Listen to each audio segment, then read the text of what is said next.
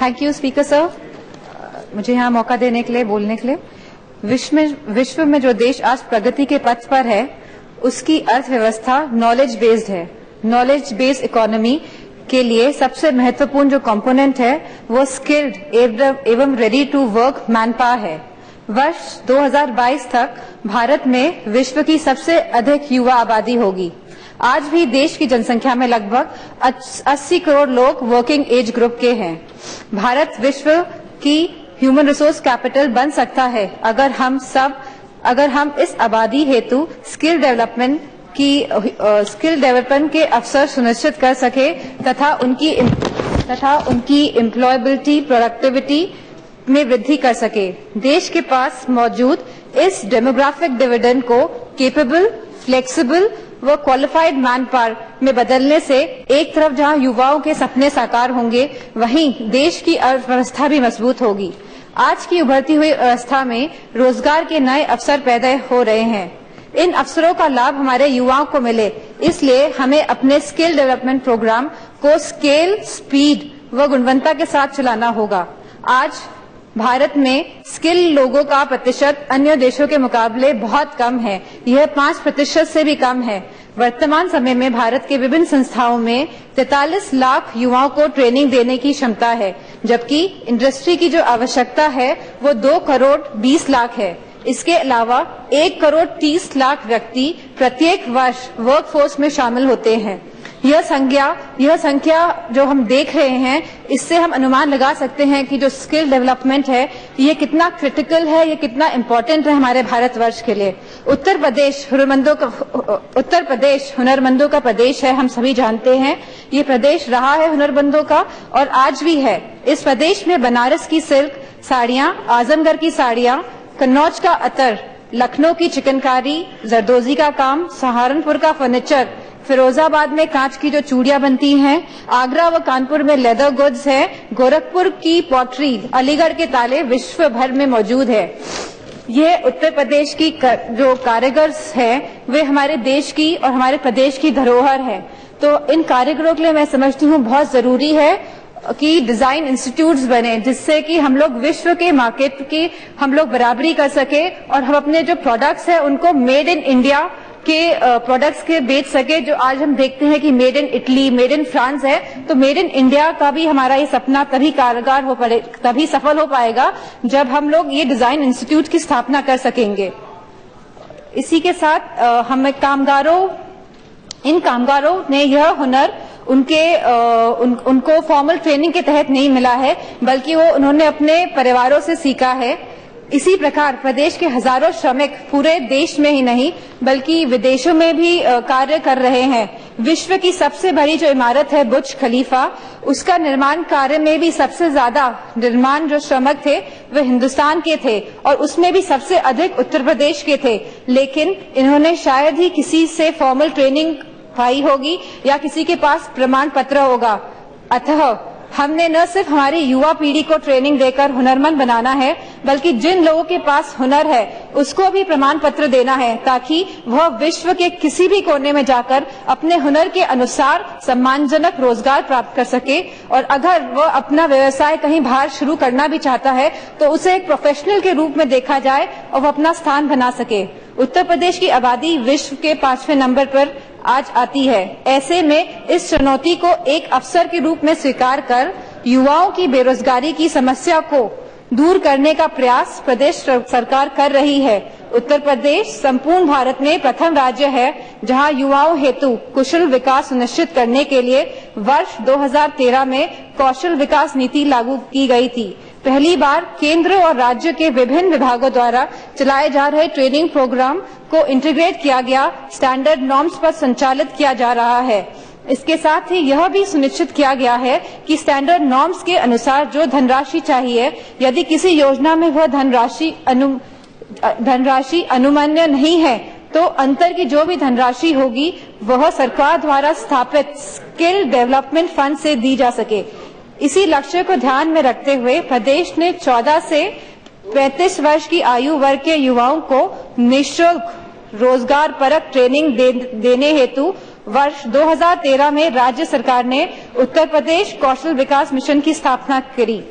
व्यावसायिक शिक्षा द्वारा कौशल प्रशिक्षण की महत्ता को समझते हुए राज्य सरकार ने राजकीय ITI की ट्रेनिंग क्षमता में ऐतिहासिक वृद्धि करी है और पिछले 4 वर्षों में 80 नई ITI की स्थापना ऐसी तहसीलों तथा विकास खंडों में करी है जहां पूर्व में कोई ITI नहीं थी।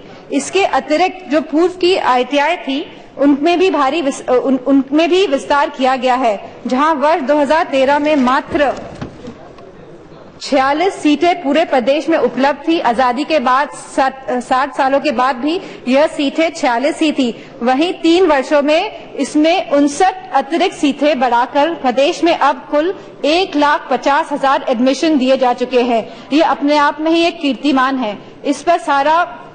इस पर सारा जो निवेश है वो प्रदेश सरकार द्वारा किया जा रहा है।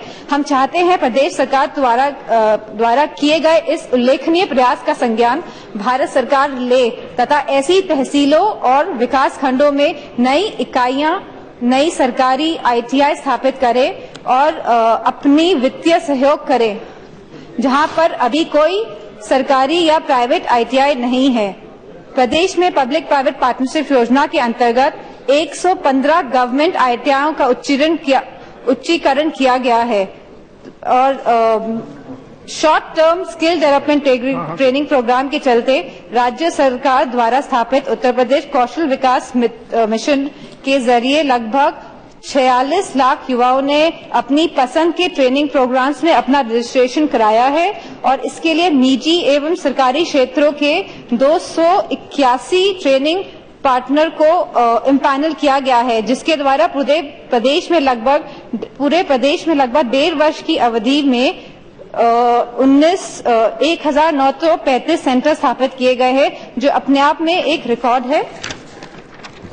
सबको हुनर सबको काम के उद्देश्य के साथ राज्य सरकार ने इस वर्ष लगभग 5 लाख युवाओं को प्रशिक्षित करने का लक्ष्य रखा है। उत्तर प्रदेश ने अपने बजट में अब तक 1 लाख से भी अधिक युवाओं को ट्रेनिंग दी है तथा अगले वर्ष भी इतनी संख्या में प्रदेश के बजट से कवर किया जाएगा। परंतु कुल लक्ष्य को पूरा करना सिर्फ प्रदेश के बजट की बात नहीं है, भारत सरकार को इसमें सहयोग करना होगा। प्रधानमंत्री कौशल विकास योजना में राज्यों की कोई हिस्सेदारी नहीं है। इससे न केवल राज्यों का लक्ष्य प्रभावित हुआ है बल्कि योजना की सफलता पर भी प्रश्न चिन्ह लगा है। यह योजना तभी सार्थक रूप से चल सकती है जब इसे इम्प्लीमेंट करने में राज्यों को भी शामिल किया जाएगा। तत्कालीन श्रम मंत्रालय की स्किल डेवलपमेंट इनिशिएटिव योजना लगभग बंद पड़ी है। नए स्थापित कौशल विकास मंत्रालय ने कोई नई योजना शुरू नहीं करी है। ऐसी दशा में कुशल भारत का नारा सपने जैसा लगता है। सर 5 मिनट्स मोर, मैं यह बताना sir please sir I am speaking for complete your speech in 1 minute please. Sir it's a big stage sir. Yes मैंने मैडम नहीं है, पहले बोल चुकी। मैं यह बताना चाहती हूं कि प्रदेश सरकार युवाओं के कौशल विकास के लिए तथा उनकी सेल्फ एफिशिएंट बनाने के लिए लगातार रोजगार देने के लिए पूर्ण रूप से संकल्पित है, परंतु ऐसा करने में कई प्रकार की अड़चनें आ रही है। सबसे पहले तो जब युवाओं को ट्रेनिंग पूरी की जाती है तो उनका असेसमेंट करने में अत्यंत विलंब होता है, जिससे ट्रेनिंग पाने वाले तथा ट्रेनिंग देने वालों में निराशा होती है तथा रुचि खत्म हो जाती है। इससे युवाओं को रोजगार मिलने में भी बहुत अधिक देरी होती है।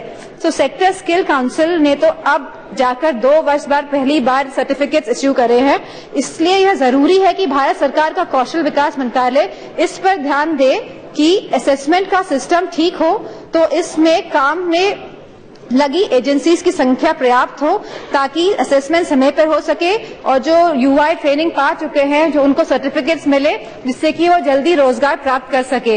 एक और महत्वपूर्ण विषय यह है कि भारत सरकार के विभिन्न मंत्रालयों द्वारा अपनी गाइडलाइंस व मानकों के अनुसार कौशल विकास के कार्यक्रम चलाए जाते हैं, जिसमें एकरूपता लाने की आवश्यकता है। इस उद्देश्य के लिए भारत सरकार के कौशल विकास एवं उद्यमशील मंत्रालय के द्वारा 1 अप्रैल 2016 से कॉमन नॉर्म्स लागू किए गए हैं करने का निर्देश सभी मंत्रालय एवं राज्य सरकारों को दिए गए हैं। उत्तर प्रदेश में 1 अप्रैल 2016 से ही कॉमन नॉर्म्स लागू कर दिए गए हैं, परंतु अभी भी भारत सरकार के कई मंत्रालयों में इन नॉर्म्स को स्वीकार नहीं किया है, जिसकी वजह से कई प्रशिक्षण कार्यक्रम इस व्यवस्था के अनुरूप शुरू नहीं हो पा रहे हैं।